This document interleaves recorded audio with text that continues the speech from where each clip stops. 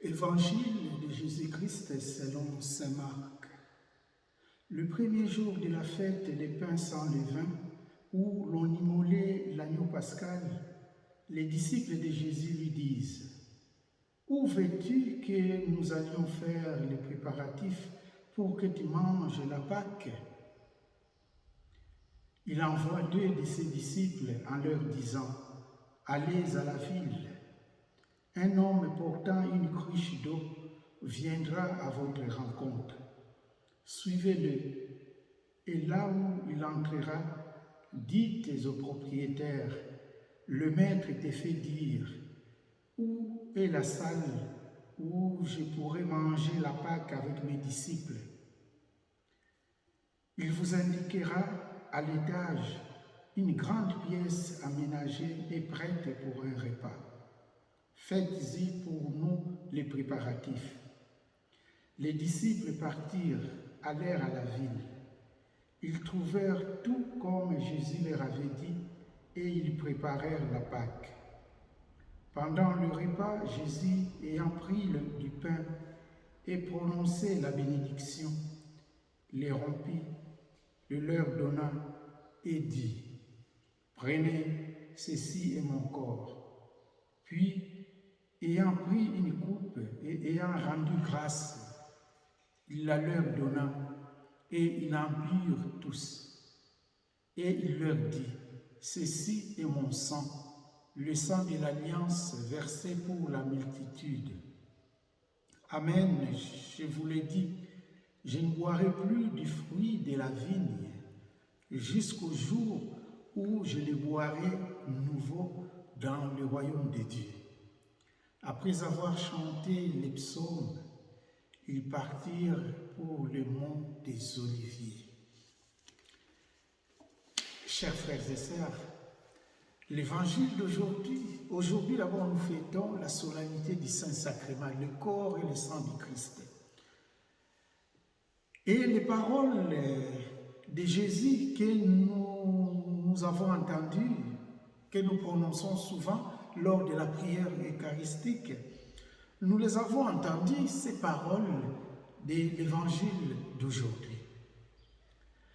La fête qui a commencé le jeudi saint, parce qu'on dit, là où Jésus a mis ses apôtres, c'était le jeudi saint, l'évangile d'aujourd'hui. Mais cette fête qui a commencé le jeudi saint, le vin qui devient le sang du Christ et le pain qui devient le corps du Christ, c'est cette fête-là que nous, dans l'Église catholique, que nous perpétuons en disant que ceci est mon corps, ceci est mon sang, le corps et le sang du Christ. C'est vrai, c'est pour cela, après la célébration eucharistique, nous disons toujours: il est grand le mystère de la foi. Souvent on chante: il est grand le mystère de la foi. Donc ça reste un mystère de la foi. Mais comment on peut comprendre ce qui était vin, que ça puisse devenir le sang du Christ, ce qui était le pain avant, puisse devenir le corps du Christ? Ça doit être un mystère, oui. Pour nous, catholiques, nous croyons qu'il y a la transubstantiation. Transubstantiation.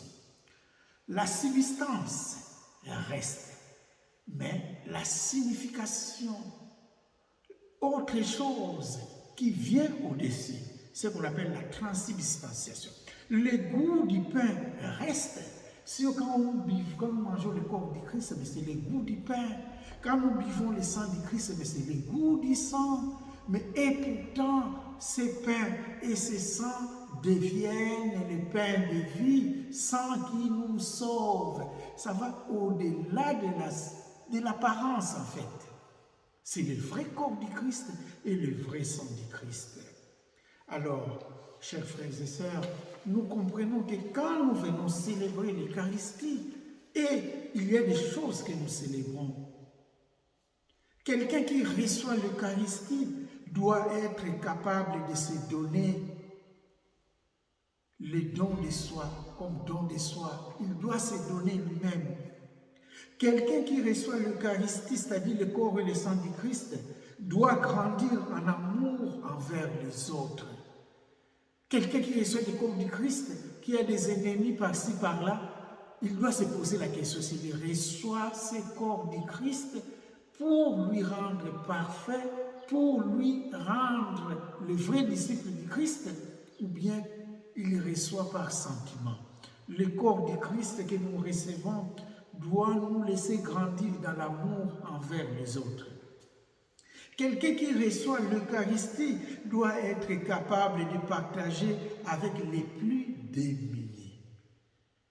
Toi, tu reçois gratuitement le corps du Christ et tu n'arrives pas à partager avec les autres.